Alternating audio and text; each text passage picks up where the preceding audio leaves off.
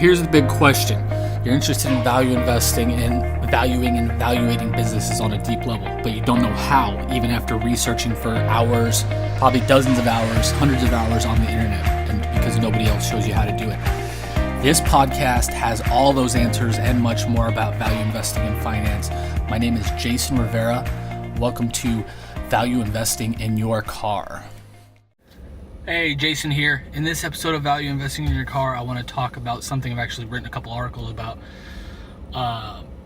Why the PE ratio is useless. If you want to see, if you're watching on the blog, below there will be links to those articles that I've written on this.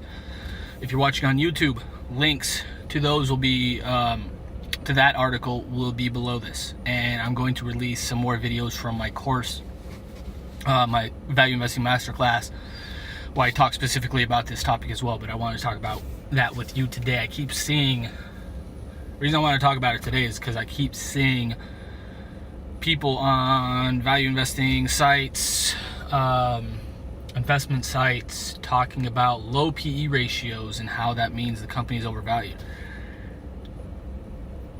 You can tell by my face, just, I get a little bit sick to my stomach thinking about people buying stocks because their PE ratio is low.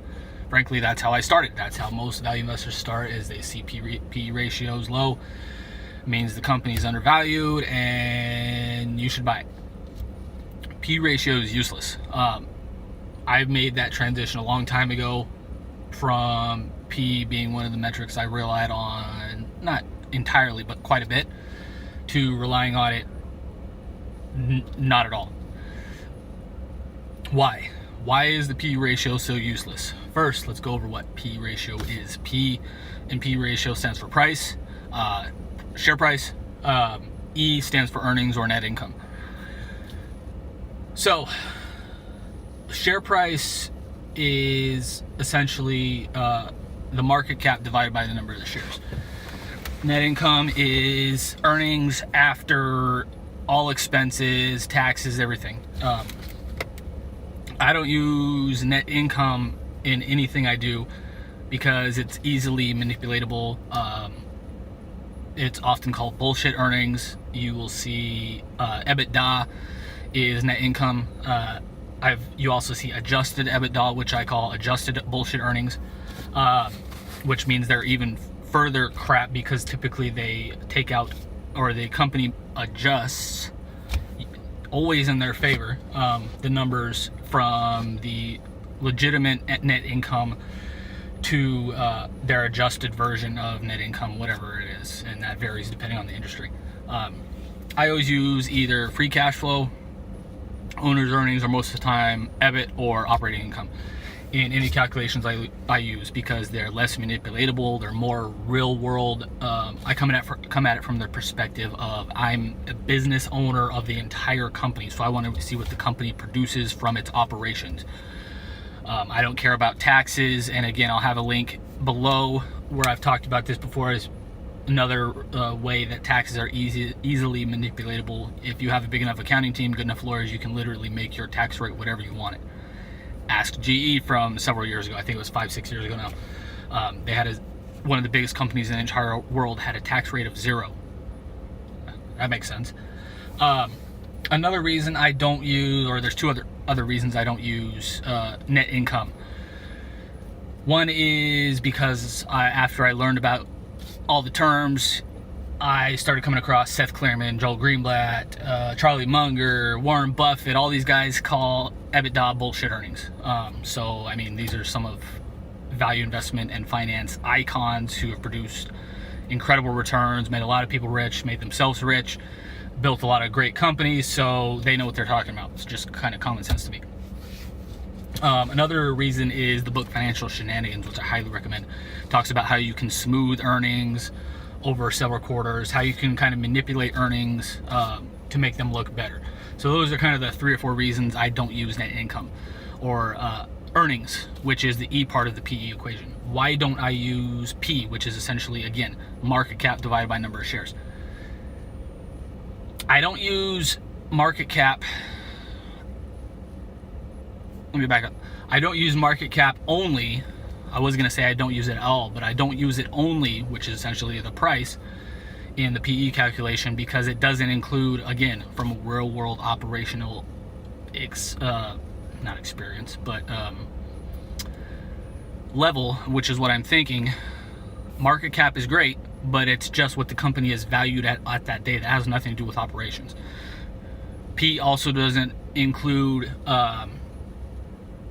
debt, cash, total obligations, or anything like that, which of course debt, cash, and total obligations, things like operating leases, are very important when it comes to thinking as a business owner of the entire company. I want to know what the entire company is worth: debt, cash, everything. So that's the main reason I don't use PE. It's pretty much as simple as that. It doesn't include things that are important for the operations, like debt, cash, and total obligations. And on the earnings side, earnings are more easily manipulatable. And I will have my team right here put in some of the graphs we've created about this, showing a real world example of the difference in PE. And again, I've wrote about that. You can find those examples in the articles below as well, or in the videos below. If you're watching this on the blog, I'm going to include those as well in future posts, or maybe in description of this post. I'm not sure how my team is going to do it. But so what do I use instead of PE? And actually, let me step back. Why is PE, if it's so useless, why is it used by pretty much everybody in the investment and finance world? Because it's easy. That's the only reason. It's reported in every financial paper you ever see. It's reported on every financial site you ever read. It's reported by the companies themselves. The only reason people use that number is because it's easy. They can see the number, see it's 15 or less, or 20 or less, or whatever the number is, and buy it. Takes no thinking, takes no analytical ability, takes no art, takes no skill, takes no nothing. It's easy. That's the reason people use it. So what do I use if I don't use those? I either use EV, which is enterprise value, to EBIT, free cash flow, or owner's earnings, or I use TEV, which is total enterprise value, to EBIT, or divided by EBIT, free cash flow, or owner's earnings. And again, I'll have examples in the articles below, or in the videos below, if you want to see the exact examples. But these give you numbers as well. Anything I look for, typically a number under 8. Typically it means the company is undervalued, at least in my conservative sense. Again, a lot of value investors are not as conservative as I am, but I look for anything about under number 8. And I do it TEV divided by EBIT, TEV divided by free cash flow, TEV divided by owner's earnings. I do all those numbers, and I do the same thing for EV as well. So I get a kind of a range, because they're usually slightly different. They're never exactly the same.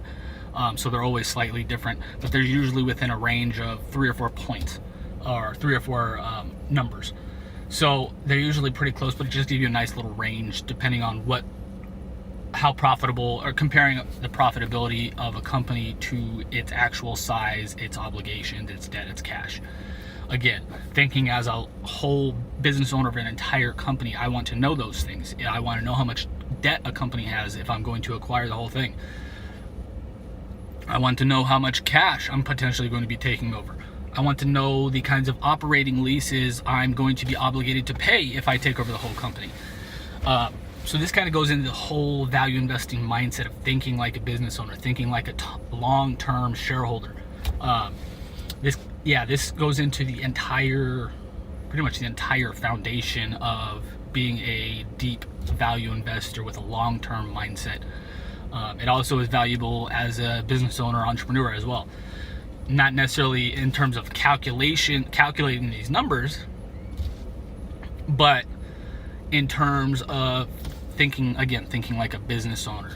Because in that case, you actually are. You own the whole business, so you should know kind of an estimate of what the value of the company is, in case you want to sell it.